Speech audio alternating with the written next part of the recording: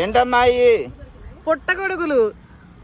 ఇదిగోండి ఫ్రెండ్స్, పుట్టగొడుగులు అయితే ఇక్కడ పీకాం. మనం చూస్తున్నారు కదా, ఇటు చాలాలోకి వచ్చాము. ఎర్రమట్లో అయితే పుట్టలో అయితే పుట్టగొడుగులు అయితే వచ్చినాయి.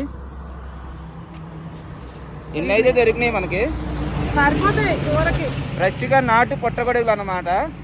కూరకైతే సరిపోతాయి. ఎదురు ఇంకా ఉన్నాయి పుట్టలో, అటు కూడా చూద్దాం వెళ్ళి.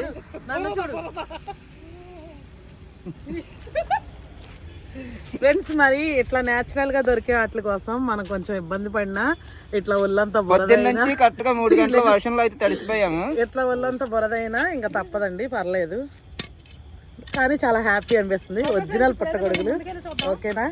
ఇది కర్రీ సంగతి పక్కన పెట్టేస్తే నిజంగా ఇట్లా దొరుకుతాయి. ఇలా వచ్చి మన చేతులతో మనం పీకడం ఆనందమే వేరు. చాలా హ్యాపీగా అయితే అనిపిస్తుంది ఈ వర్షంలో వచ్చినందుకు.